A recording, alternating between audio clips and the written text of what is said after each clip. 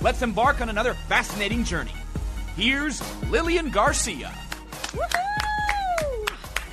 Oh my gosh, I'm so excited. I am back in the podcasting world.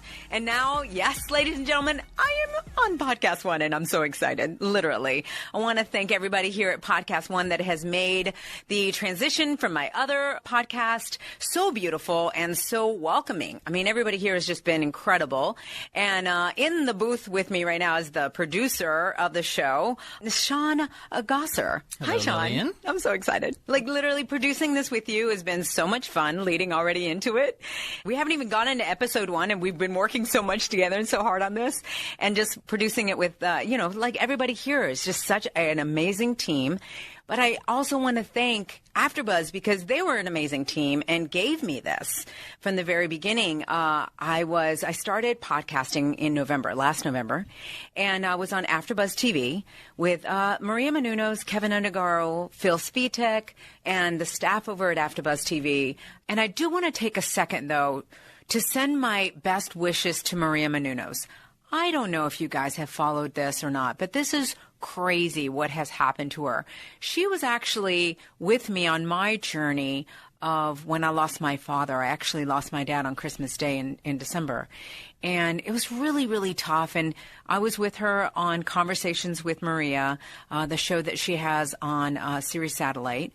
And she really was just so empathetic and just so gracious.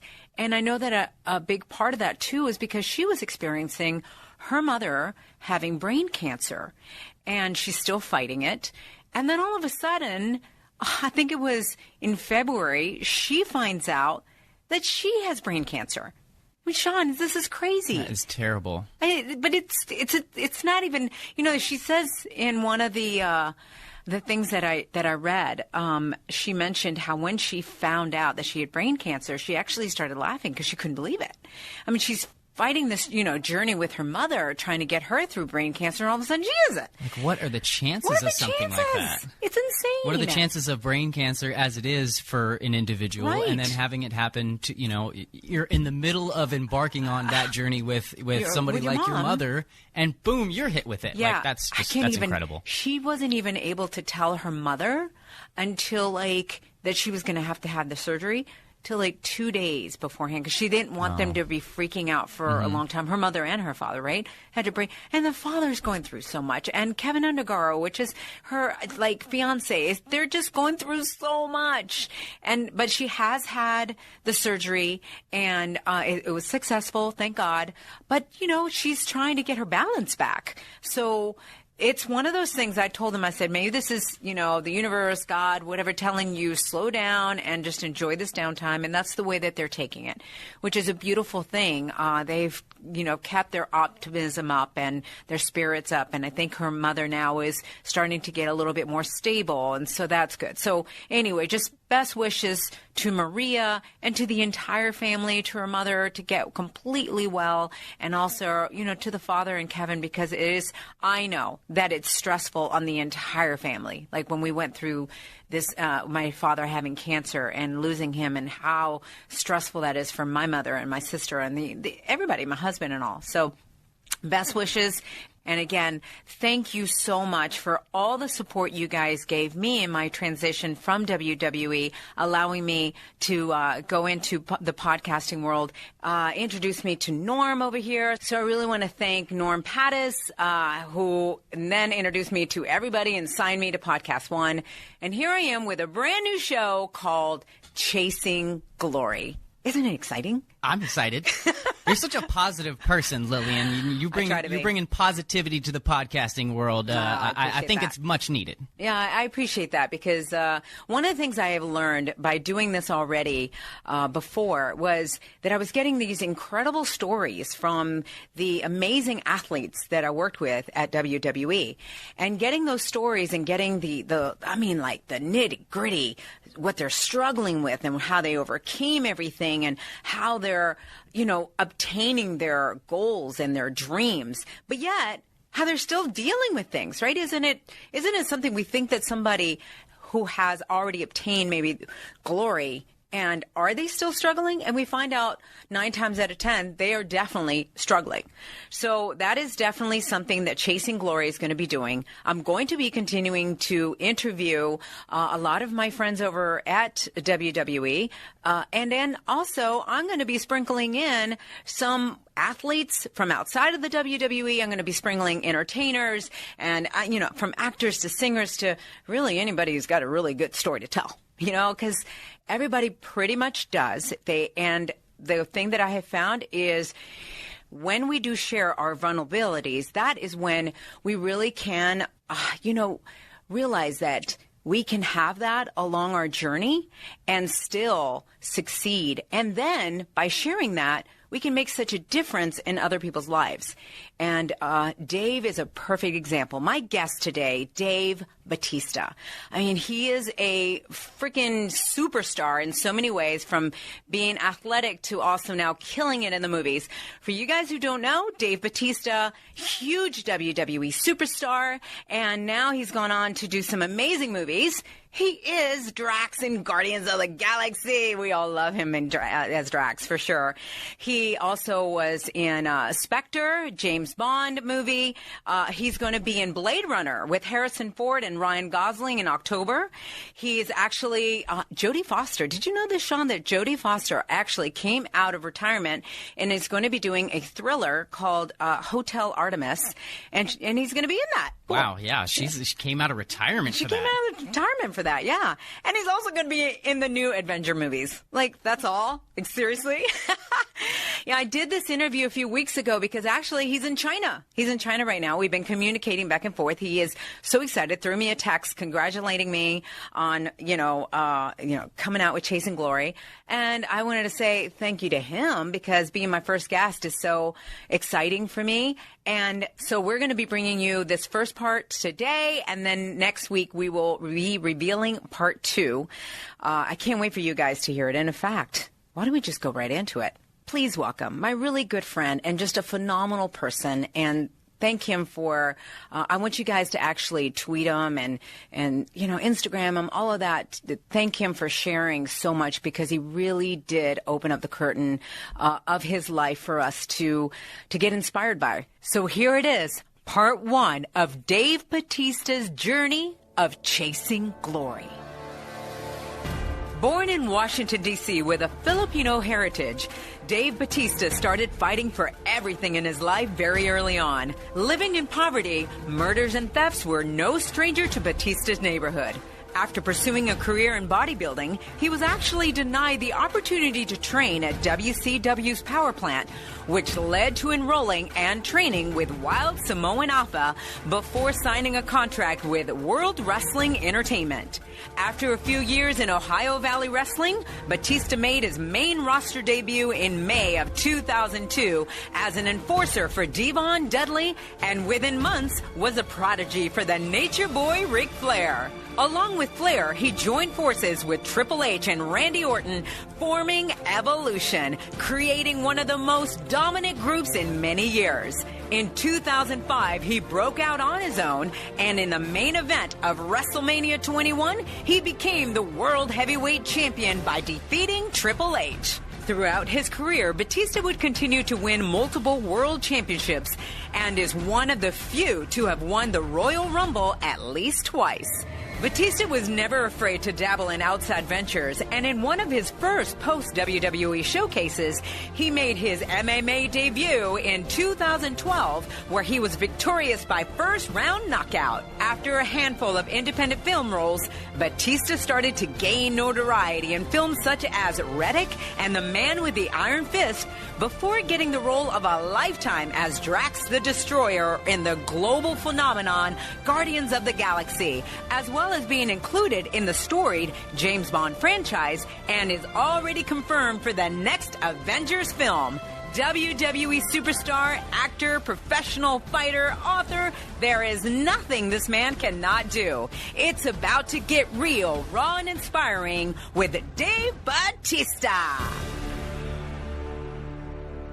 All right, I am here with none other than Dave Bautista.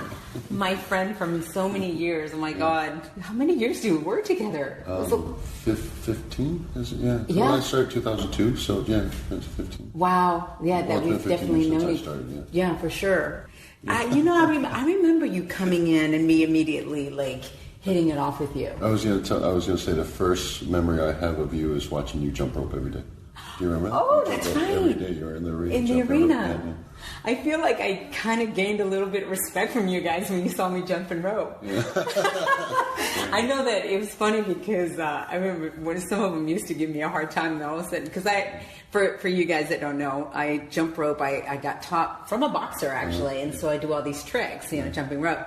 And I would go into the arena, into a little corner, and during the day, downtime, whatever, and I would start jumping rope. And I remember at that point, some of you guys would look at me, and all of a sudden it was like, oh, she's athletic. Making us look bad. But I think that's what a lot of people don't realize is that we were constantly just grinding, and it wasn't an easy thing, like just eating and staying in shape. And that was what it is. We'll, get it in when we can. There's a lot of people who was, take advantage of that time while we're sitting around because we had to be at TV early. Mm-hmm. A lot of empty time, but, you took advantage of it. Yeah, well, between that but I tell you what ended up hurting me that I had to stop, like, jumping in the arena was the hard, the cement. Yeah. All of a sudden I'm like, wait, this is not the smartest thing, and my knees were hurting. A lot of times, hockey season and the floors are wet and slippery and cold. And, yeah. So I did the stairs, and there'd be a group of us doing stairs and stuff. Right. Those good old days. Do you miss WWE or wrestling? I don't miss WWE. I miss wrestling. Yeah. I miss wrestling. I miss entertaining fans, and I don't miss the pressures of the company. I don't miss the kind of atmosphere where I always felt like I was looking over my shoulder. Yeah. That stress I don't miss. That was an anxiety that it dropped the day I left, the day I walked out, and I felt like I just could breathe again. Yeah, I remember, and we'll get to a lot because there's so much that you've gone through that's so fascinating. I do remember the day that you decided to leave, and we had talked a lot backstage. I don't know what it was about.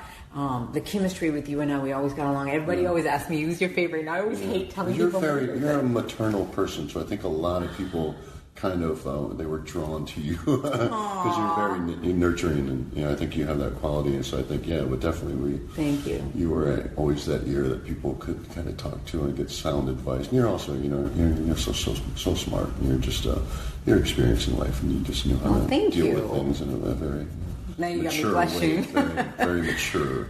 Well, that's the thing is that even talking to you, though, too, is you are one of those guys that are so real and down to earth, and you say it like it is, and you don't hide. And I just remember that you were so excited for a big part of WWE, and all of a sudden I saw this, like, this isn't fun anymore. Yeah. It sucked the life out of me. You know what's really weird is I felt like, and not just for me, but for a lot of people, it brings out the worst in you. It brings out the worst in your character, characteristics, and just being involved in that because it's a cutthroat business.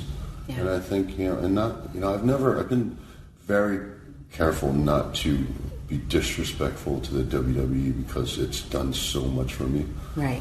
But at the same time, it's just a very cutthroat atmosphere, and I think sometimes they encourage that because they want you to be hungry. They want you. Mm-hmm. They want you to earn that top spot. They want to see that you want that top spot, and you really just have to dig in. And sometimes it leads to just some bad blood. Yeah. It's a lot of personalities there, a lot of different types of personalities, and everybody wants that top spot. It's funny because I had heard some of the people that actually worked there for years, and they said if you can make it here, you can make it anywhere. Yeah, for sure. It's kind of like New York City, that phrase where they say if you can make it in New York, you make it. Because it is. It's so cutthroat, and if you have insecurities or anything like that, forget it. It will eat you alive. And all those insecurities, they get drawn out. Oh, they do. People will see them, and they will attack them. Hunter put it to me one time like this, and I thought it was just a perfect way to put it. He said, imagine that everybody in this locker room has a gun pointed at your head. It's up to you how many bullets you give them. And I thought that makes so much sense. And there just came a point, because I'm a nice person, and when I got there, I didn't want to step on any toes. And there was a lot of people who just I was coming in. I was a big guy. I was a muscular guy. I was a guy that everybody knew that they wanted to do something with. But I didn't have that confidence, man. And I also didn't want to. I didn't want to step on any toes. I didn't want everybody to like me. I'm a nice guy. I didn't want everybody to see that.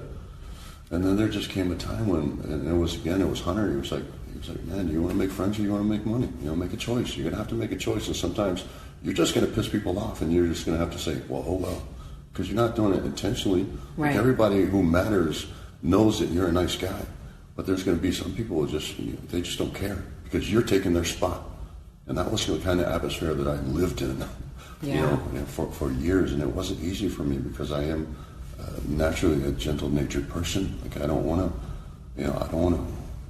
want people to like me. I want to be a nice guy. It's funny that you say that because I feel like you and I are the same in that way, and that's why even going to school, moving from Spain and getting to the 3rd grade and all, it was so hard for me when I ended up getting bullied and all, because I was like, wait, I'm a nice person, why don't you like me? And it was just because I was an outsider, And those things did get brought up for me as well at WWE, the insecurities of, trying to get everybody to like you. Right. But what are because of what you went through, though, what would you say some of the biggest lessons and helpful because of the things you went through? What? It's weird, in retrospect, I don't know if I could change things, and when I look back, a lot of, like my marriage with Angie, who I love to death, still do. Yeah, she's but awesome. It just fell apart for so many different reasons. And if I, had gone back, if I could do some things different, I would have done a lot of things different. But at the same time, there was a point where I had to choose one or the other. I had to choose a career, or I had to choose my marriage. And I can honestly say that, I don't know if I would have chose my marriage. I know that sounds harsh to say, but I felt like I was being made to make that choice, and I thought it was unfair for anybody to ask me to make that choice because I was pursuing my dreams, right? And nobody should ever ask you to, choose. To choose, yeah. To be able to do both, and I think so. Anyway, with my marriage, it was just a lot of resentment built, and I think I would have done a few things differently.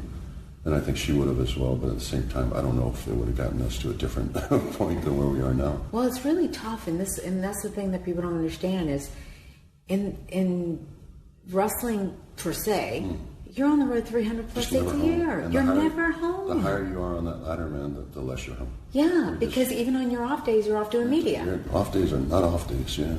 Or you're home and you've got one day, and now you're you're unpacking, repacking, washing, and drying, and for women, we're out doing the hair and the nails, and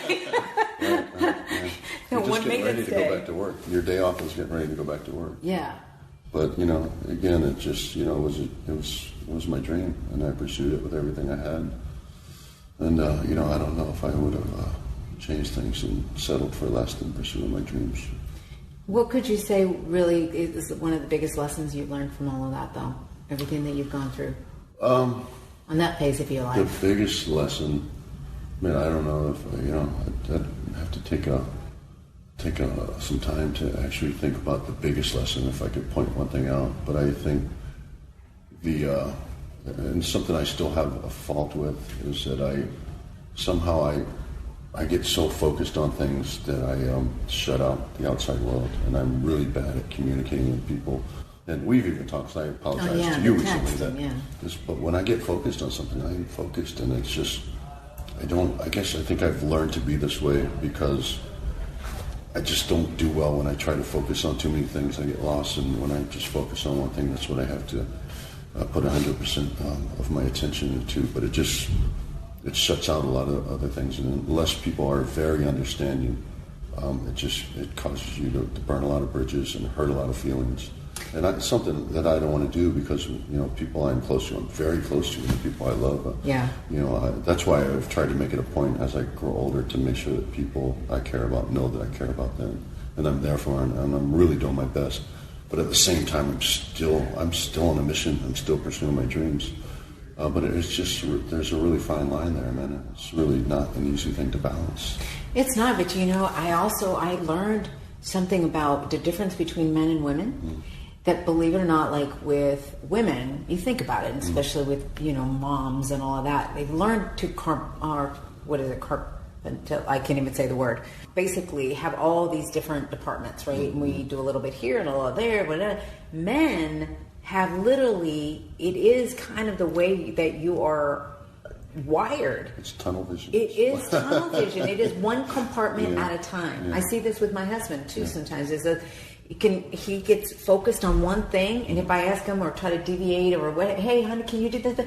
Okay, let me finish this, and then I'll do that. Right.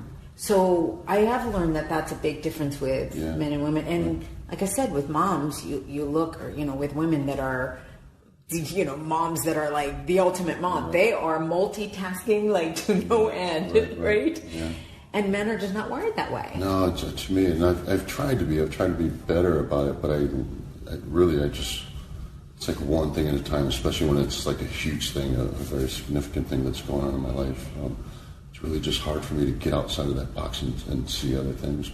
And that's why, my current wife and I just work so well. Oh, yeah? Because she's kind of the same way, but she's also never, ever questioned me or faulted me for being that way. She's actually very encouraging of it. Oh, that's good. Yeah. So and that's why we were together for 6 years before we got married, but she just always understood that about me, that's just the way I'm wired, that's the way I work. And she is as well, and I knew it. And it bothered me at first, because at first, when we first got together, I just couldn't understand why she wouldn't just drop everything she's doing to to accommodate me.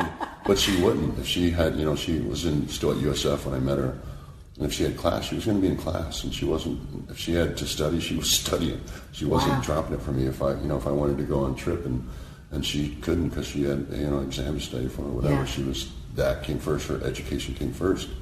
And so it upset me at first, but then I really just learned to respect that about her. And it was the same, when she was out of school and I was still traveling, I wanted her to come travel with me. And she was like, no, I got to work. I got to do this. I got bills to pay. And she just never once just wanted to ride my coattails. She wanted to have our separate lives and then have our time together.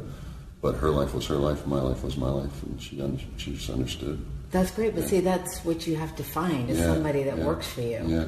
And you're able to, like what you were asking her to understand about you were able to do that. I had to learn how to do that, right? All of a sudden, you have the mirror is right in front of you. Right? Yeah, no, it was very much that. Yeah. So it's funny, too, because she's very much an introvert like I am. So it's weird. We're opposite in a lot of ways, but we're also very much the same person in a lot of ways. But she understands you. Yeah. And you understand her. Absolutely, yeah. And that's why it works. Yeah. And that's why I tell people, too, when they're dating, right? Some of my friends will be dating, and they're like, man, he doesn't get me, or she doesn't get me, or whatever. And then I go, okay, this is your time. Remember, dating is the time to find out, are they right for the rest of your life? Right. Don't keep going down that road expecting them to change. Right. They're not going to do it. Yeah. So it's cool. I'm glad for you. How did you meet? We met, when we originally met, I had an assistant who was working for me, and he was dating this girl, and he showed me this picture, and Sarah actually photobombed the picture. And I saw the picture of her, and I didn't even see him or his girlfriend. I said, who the hell is that? Wow. And he said, that's Sarah. She's really cool. She's really cool. And Sarah has a baby face. I think you met her like way back when. Oh, really? Okay. And because I've been dating her for a while. Okay. And she has a real baby face. And I said, well, how old is she? He said, oh, she's like 25, 26. I was like, oh man, I got to meet her. So anyway, I met her, and it just I was gaga over her right from the beginning. And then eventually found out that she was actually much younger. She was, when we first started, on our first date, I found out that she was 21. And that was weird at first, and I actually stopped seeing her for a while, for about a month, because it was just too weird for me. Yeah. And but anyway, I just was so in love with her. So I met her, even it was odd the first time I took her. So it was a good inside story. So it was weird. I was really self-conscious about the age difference, because there's a 19-year age difference. Okay. And the first time I sucked it up, I brought her to work, and she was, the first time I brought her to work, she wasn't dressed really great. And I was upset with her. I was like, why can't you dress more professional? I'm taking you to meet all my friends, the people I work with. And I was really kind of a dick. And she said, well, I didn't know you were going to introduce me to everybody. I thought I was just going to sit in the back or sit in the audience and watch the show. But it was a big deal for me, bringing her to meet. And you know how everybody can be. Yes. So anyway, just to prove my point. So I bring her in and introduce her to everybody and Taker and Michelle. And so the next day, Taker and Michelle come in and they have a present for me. It's for me and for my new girlfriend, Sarah. And it's freaking coloring books and crowns. They did not! They did too. Oh! So like that. In front of her, too? No, she wasn't there. They gave it to me. you. Yeah, oh, ouch. Yeah, so I know it's like, but that was the kind of stuff that I was dealing with at first. It was very odd, and then after a while, it just didn't. And now she's 30 years old, and it just seems like that was like forever ago. She's like fully blossomed, amazing woman now. But yeah, I mean, that was it was weird at first. It was very weird. Yeah, I'm actually. Yeah, that surprises me because Taker and Michelle, don't they have age difference? Significant too? age difference, and believe me, I let them have it. I was like, you're one to talk, man. Yeah. You know what? Good for you though to not let that get in the way. Yeah, no, and I find that the humor in it as well. I mean, I see. I mean, there's a huge age difference. How can you not? Especially, and Taker and I were really close. Of course, he's going to poke fun at me. He didn't mean it wasn't an animosity thing. He meant it good fun, and I took it as that. But it was just, those kind of things that just make you blush a little bit and just make you a little self-conscious of what people are thinking, But anyway, it was blinded by love, yeah. And she's been really cool about your movie schedule? She's, been very cool, very supportive.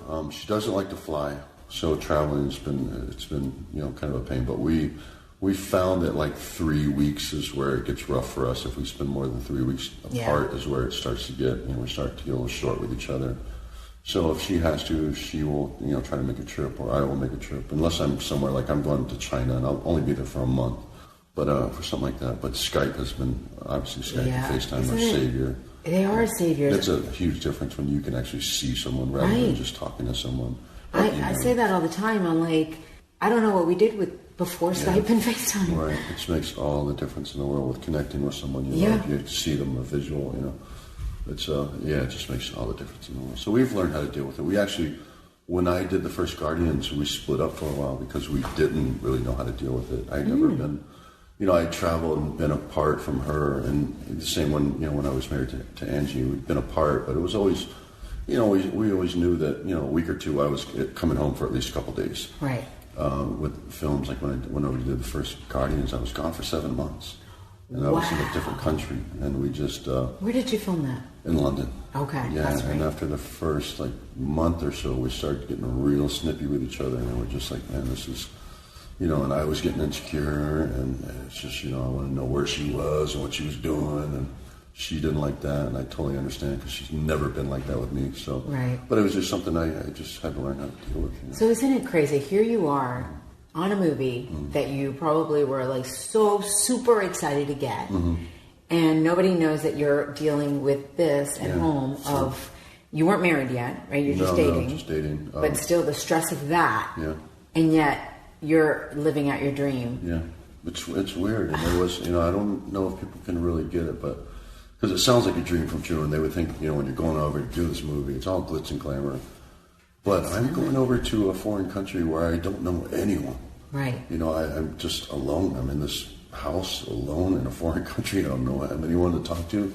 And it's a lonely existence, But, it's just one of those things. I feel stupid even, trying to make people empathize with it. But it really is, But you don't have to make anybody understand anything. Well, I think they will think that, what are you complaining about? You're over there, but it's a lonely existence, man. I get that. Even when I got WWE. Yeah, it's hard leaving behind the people you love. Oh my God, I remember the first 3 months of me getting WWE and being on the road were the worst. Yeah.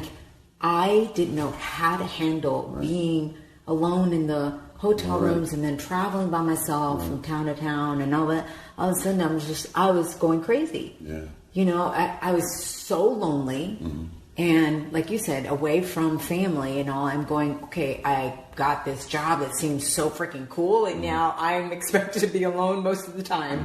Yeah. And then even at work, like you said, you're kind of watching your back. Like you've got some core people, but it's an emotional roller coaster, man. Yeah. It really is. And when you're doing that year in and year out, and just it takes a toll on you. I think a lot of people kind of I don't know if they can really relate unless they've actually lived through it. You have to live through it to get it. Absolutely. What about the second Guardians? Where did you film that? We filmed that in Atlanta, and like I said, my wife doesn't like to fly, so sometimes she would just drive up, and it was a long drive, but at least it is a drive. Right. And so, and if I wanted to go home, it was a short flight home, so it was actually really a luxury filming there.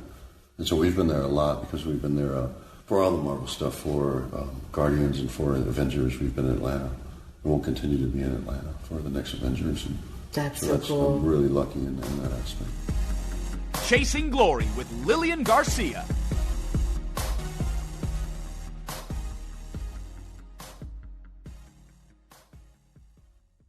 Hey guys, so I am back in the podcasting world with Podcast One. And let me tell you, they have a brand new app which makes it so simple to find me. There is literally no other podcast app like this out there. So download the all-new Podcast One app now in the Apple Store or on Google Play. Find out everything about your favorite shows and get more content for my show. Find articles. You can find social media, episodes, make playlists. It's easy to comment and connect with other show fans. We have our own little community out there. You can share your favorite content, see behind the scenes photos, get 360 video, or watch a bunch of shows in virtual reality. That's right. It's what I said. There's over 1,000 videos out there right now. It's like you're in the studio. It looks so cool with so many things you can do, including fun things like rewards for listening. I'm telling you, there's a lot. So go ahead and download it now. Now back to Chasing Glory with Lilian Garcia. Are you enjoying this whole, the acting world? Yeah, I am enjoying it. That's probably a real understatement. Like, I'm absolutely obsessed with it. I'm in love with it. Like, it's just, it's a new challenge in my life. And when you're, closing in on 50, to find a new challenge in your life is not an easy thing to do, but something that you're so passionate about. And it's like a whole new learning curve for me. And it's weird. I'm still, like, you think sometimes that you're just working and this is it, man, this is best. And then it just gets better. And then you have new experiences and then you give performances that, people pull performances out of you you just didn't think that you were capable of. Right. And like, that's kind of where I'm at. I've been very fortunate for the people I've worked with. But now, and the reason I'm saying this is because I did like my first real dramatic scenes with Jodie Foster yesterday. Oh. And I didn't realize how someone else could just raise your level of performance. But I guess you could, take it back to like wrestling. Like Hunter pulled the best out of me. Taker pulled the best out of me. And you get into the ring with like guys at that level, and you just go, further and farther beyond what you thought you were capable of. Yeah, isn't that what's the same with acting? They always say that, get into anything that you do, get in with the top, because they will make you better. They'll make you better, man. They'll just raise your game, they'll raise your level. So you're doing this new film now with Jodie. Yeah. And she's coming out of retirement for this film? Yeah, she came out of retirement for this film. She actually pursued this, and it's a cool premise. It's a great role for her, man. She's just, she's amazing. I'm a lot in awe of her. I love her. Yeah, she's amazing. Always. When does this film come out? Good question. I don't know. We're going to be shooting for at least another 5 weeks, and I would imagine sometime this year. But I don't think they've got a release date for it yet. What's the name of it? Do they have one? Hotel Artemis. Yeah, and it's got a really, really amazing cast. It's me, Jodie, Sterling K. Brown, Sophia Boutella, Charlie Day, Jeff Goldblum. It's a really solid all-star cast. Wow. I have a story with Jeff. It's so funny. So my husband and I were sitting there just eating sushi when we lived in New York City. And it was during the day, like 3 o'clock. So we were the only ones there. And we're at the sushi bar, just the two of us. And all of a sudden, this guy plops right next to us. Like I said, like full-on open restaurant. And yet this guy plops next to us. And it's Jeff. Jeff, yeah. Yeah. And so then we just all started talking. He's a charming guy. So charming. And I just remember all I could see was The Fly. Yeah. I mean, that's the biggest movie that I remember, like, right off, right? With Jeff was that. As a kid watching that movie, I was terrified. Terrified. And I'm going, The Fly is sitting next to me. But he's such a nice guy. Yeah, and he's like last couple of years just making a hell of a comeback. Yeah. I guess he took some time off, but now he's just, he's showing up really in these really big, amazing films. Yeah, so it's got to be Do you feel though with this, you know how you get into wrestling and you're learning and, you know, the whole process of that, right? And then all of a sudden you're so good at it. And then do you feel like it was starting all over with acting? It was starting all over, yeah. And how do you handle that? Like being so good here, you've accomplished this in WWE, you know, and then all of a sudden you're starting over again. I mean, I guess it's, you know, it's an individual thing, and the way I did it is because, well, for one, I left, you know, not with I didn't have the aspirations of being a movie star. I really had kind of fallen in love with acting, and I wanted to be a better actor, which hurt me in some ways because the stuff that I was offered where I could have made a decent living at, I passed up on because I just thought they weren't good acting roles. Or they were they were putting me in lead roles, and I wasn't ready to be in a lead role. I needed to be next to really great actors so I could learn how to act. Wow. You know, because I was kind of an on-the-job learning actor. I did work with an acting coach named Joe Ockman, but I was on the fast track because I left wrestling where I had done well. Yeah. And I was, so I left with no money coming in, no offers coming in, but I still had all the same bills. Yeah. So I needed to make things happen and fast, so I sucked it up for about 3 years and passed up on a lot of roles that would have paid the bills, but I just had a different idea of what my career would be, and it was, would be somewhat taking the long route, but I thought in the end it would pay off. I thought, Seems like it has. I remember, Dean Malenko saying to me one time when I was in OVW, he said, if you got trunks and boots and you know how to wrestle, you can work for the rest of your life. And I kind of felt like that with acting. If I know how to act, whether I'm big or smaller, no matter what I look like, if I can learn how to act, if I can be a good actor, I can work for the rest of my life. Right. And so that was what I wanted to do. That was kind of my thought process going into it. Is I want to learn how to act. I want to be a good actor. I want to be respected by my peers, and I want to get these roles that are, significant roles or meaty, juicy acting roles, and so that's what I was after. But it's literally just kind of this year is when it's kind of starting to pay off, because otherwise it's been a crazy year. Well, and it was all built up. For 3 years I didn't work. I mean, I barely worked, and then Guardians it just opened the floodgates. But even it wasn't right after Guardians I went back to wrestling because I missed wrestling, but I just didn't want to go back until I had accomplished what I set out to accomplish. So. Right. I didn't. I went back, but I really had to wait still until after Guardians came out. People saw me and the role, and that's when it just started.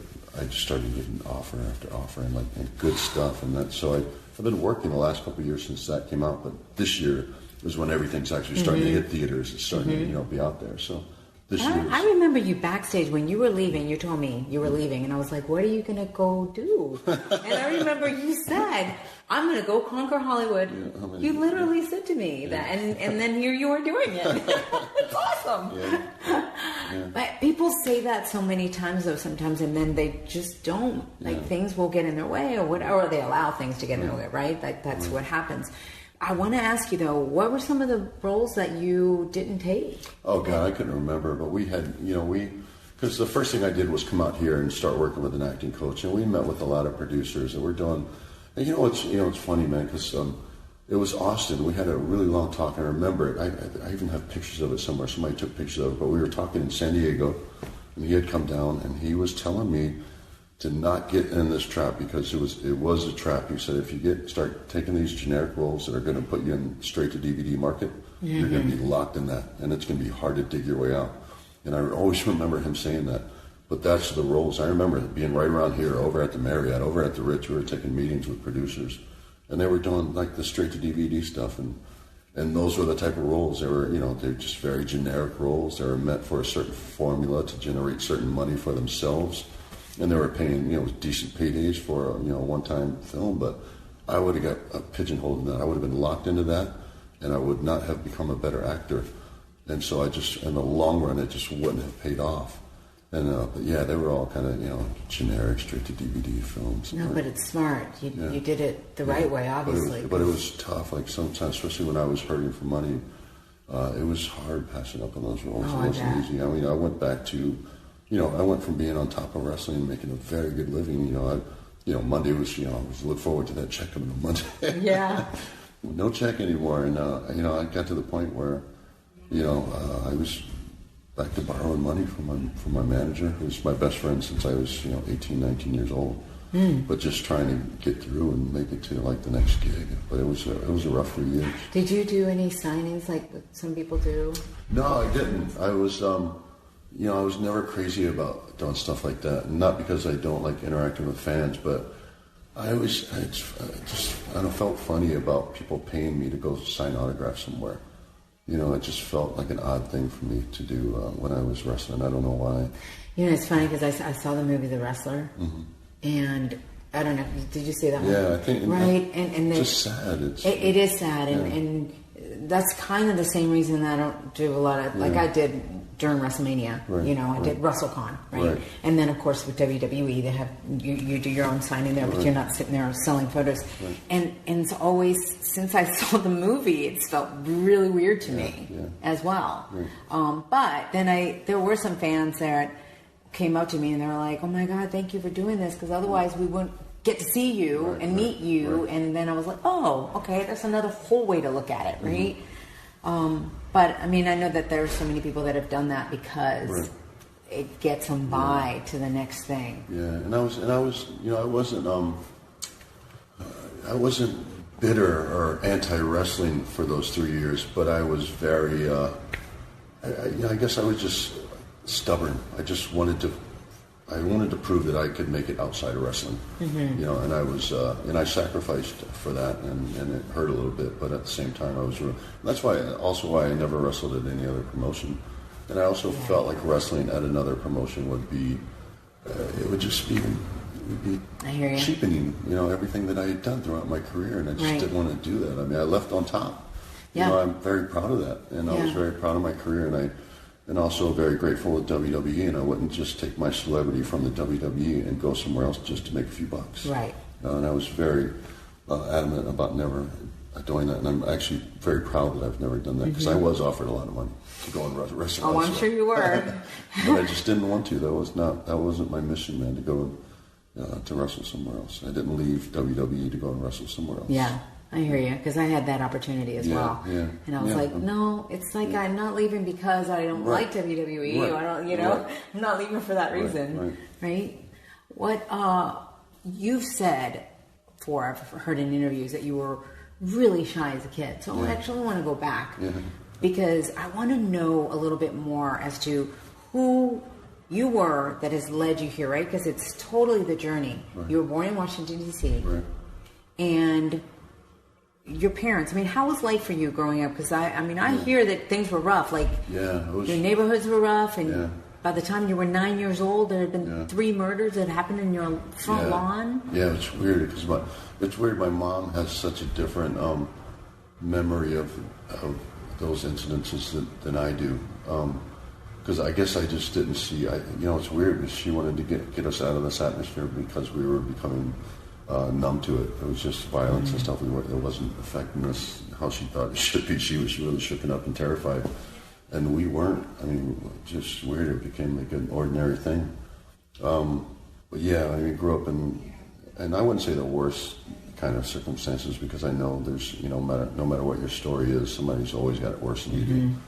But it was we were very poor. We lived in a basement of a house. All 3 of us, me and my mom and my sister, we shared a bed in a basement of a house in Washington, D.C. And it was just a lot of crime, a lot of violence. But also, man, it's weird. I was just talking about this recently because my old neighborhood has changed so much. But like, I don't remember being unhappy as a child. Like, some of the best memories of my childhood were in that neighborhood. Yeah. Because I always had lots of friends that I played with, and we were always outside playing, and kind of. I guess because when you're young, you don't really worry about the violence. You feel almost immortal, I guess. Young kids, they never think anything's bad's going to happen to them. And so I guess it just, emotionally it didn't affect us as much as it should have. But that was what my mom's fear was. She was a fear that she had a fear that we were going to grow up just being completely, numb to all this. Yeah. I was going to say, because it's almost you're like, this is normal. Yeah, totally normal. That's what it was. And she said there was some guy that was killed. We lived right by an alley, like, attached to the alley. The house was, and there was someone who was killed right there. Literally, his body was laying right outside of our gate. And I remember the night, and I remember my mom tells the story, and it's a completely different memory than we have. Because we were all outside there, and the police were there, and ambulance or whatever. And I was outside hanging out with my friends, like it's really cool being out this late, and we were having fun, dancing around. And all my mom could see is excuse my language, this dead guy beside her house. But when I remember the incident, but I don't remember being scared. I don't remember being shooken up or anything like that. But my mom, that was when she said, we're getting out of here. Wow. She sent me to live with our grandparents while she moved out to San Francisco and made a home for us out there before she could get us out there. You know, to somebody, they could probably go, oh my God, you actually saw a dead body. Mm-hmm. But it's weird, when you said that, it reminded me of when I was walking in New York, mm-hmm. and I was along the Hudson, and I saw some cops in the boat, right? Mm-hmm. And they were pulling something, and I'm going, is that a body? Mm-hmm. And I saw a body that was floating in the water, and they pulled it up to the shore, right where I was, and I was sitting there watching and, looking at this. So you saying that reminded me that I, too, have seen a dead body, and for some reason I wasn't, completely mortified over it. Yeah. And I don't know whether it is the desensitized. Are we desensitized as a society? We see it so much. I think somewhat. I think especially a scenario like that where it almost doesn't seem real. It seems like something that you're watching on TV. Yeah. Right. But I think my mom's fear was that because we were so young and being desensitized, growing up, she just didn't want us to be there. I think even more, worrying for our safety, she was just worrying for how we would, evolve as human beings. Right. Are you grateful to her for moving you out? Oh, for sure. I'm grateful to my mom for everything. I am the person I am directly because of my mother. I mean, she's such a good-natured person. And sometimes I get on her because my mom's such a bleeding heart. She is such a good, she will anybody who has a sob story, my mom will go out of her way. And sometimes I get it because, she's had people take advantage of her. Yeah. But at the same time, I just love her for that. Right. So, right. It's just, I love who she is, When did you move out of that neighborhood? So we moved out of there in the late I want to say it was 79 because I was in San Francisco for definitely returned 1980. And then I was kind of back and forth because we lived there before that even. We had been kind of back because my parents split up when I was very young. When I was 2 years old, I think. So we had been kind of back and forth. Did that affect you, their split? I think it only affected me because my father was really never there for me. And it's something, it's weird because we had a long talk about it when I was older, when I was, I had already been wrestling, so I was in my late 30s, and we had to talk about it, and he was really just bent out of shape why I wasn't more respectful of him, and why I didn't, just give more to him, and I told him it's just because he was never there for me, so he's not, I don't feel like I don't have that, that father-son connection with him. He's just kind of some guy that I've known. Right. He's barely ever there for me. He's never really done anything for me. He's never even given me any fatherly advice. Yeah. I don't know him at all. He's really a stranger to me. Do you miss that? Do you feel like you miss that in your life, or was there somebody else that stepped in? Oddly enough, I don't, because my mom was, she was not only, she's, when I say I am who I am because of my mom, she was not only the very good-natured person that I had to look at as a role model, but she was also very much the disciplinarian. My mom had a firm hand. So, I don't feel like I missed out on that. My mom always had, she was the one with the words of wisdom, advice. And my mom was also very, even though she was a female, she was also very adamant about me being a man, about me sticking up for myself, about me speaking up for myself.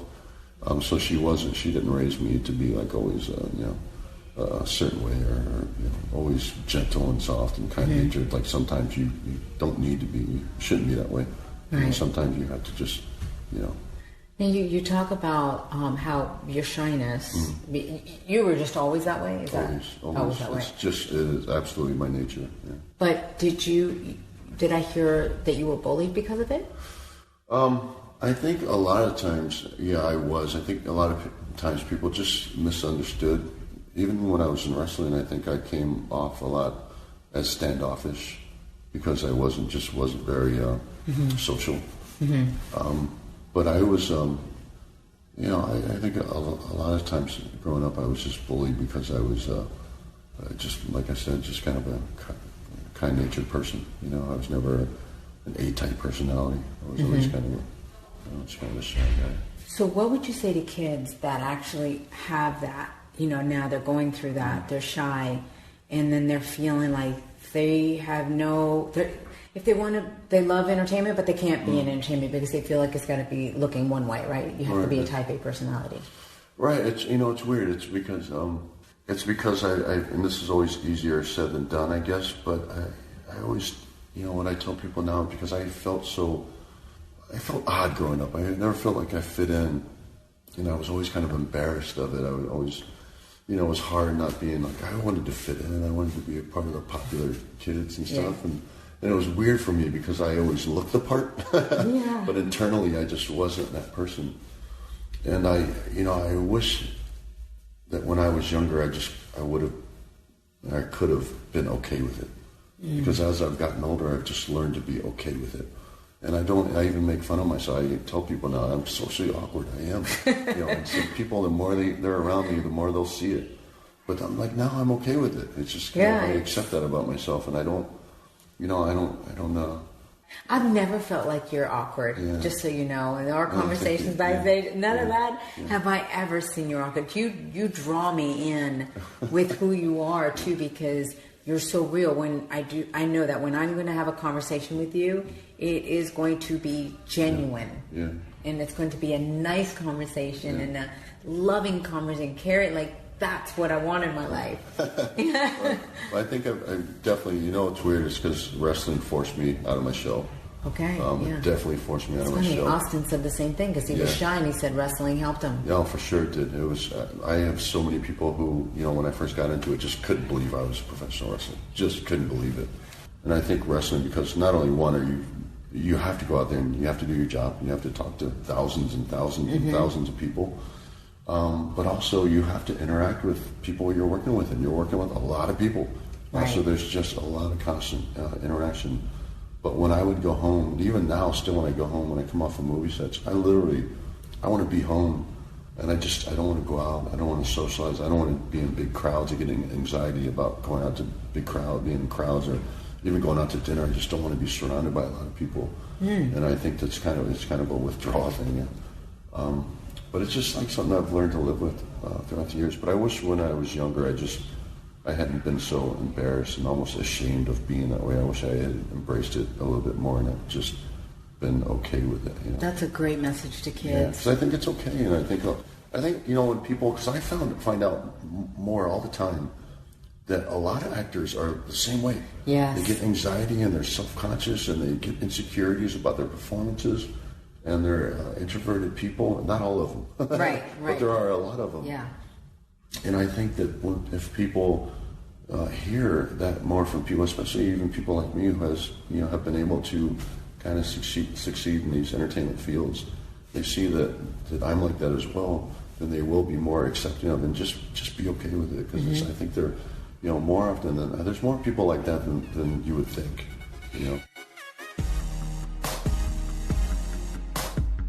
Wow. If that is not an amazing message to everybody out there.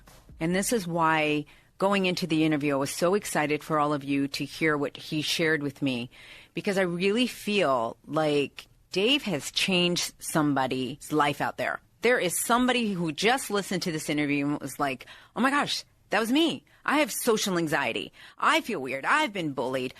There's just so much that you can identify in so many aspects of just part one. So guys, we're going to be going into part two. Yeah, don't forget part two. There's so much stuff that he reveals there too. That's going to be next Monday, August 7th here on Chasing Glory. You're going to hear Dave dive deeper into where it went wrong with he and the WWE and the personal attacks from the fans. I will never forget that. I was sitting at ringside and I couldn't believe it. You guys will hear all about that. He speaks openly about his everyday struggles with dyslexia and ADD. Of course, Dave also has a lot of positivity in his life right now. In fact, he texted me from China, where he's shooting his next movie. So freaking cool. You'll also hear him talk about his 4-year-old son, Oliver, he's just getting to watch his dad become a Marvel superstar right before his eyes. That's pretty cool. Think about that. And he's just in love with the world of acting and even invites the challenge of Broadway. Can you imagine Dave Bautista on Broadway? Actually, I can, because this guy is surprising me every day. He talks about some of the greatest memories in wrestling, and despite everything, he leaves the door open for a possible return to the WWE. That would be so great. I told him that I actually want to ring announce if he comes back and has a match. I want to be announcing that match. And he said yes. So, well, we'll see about that.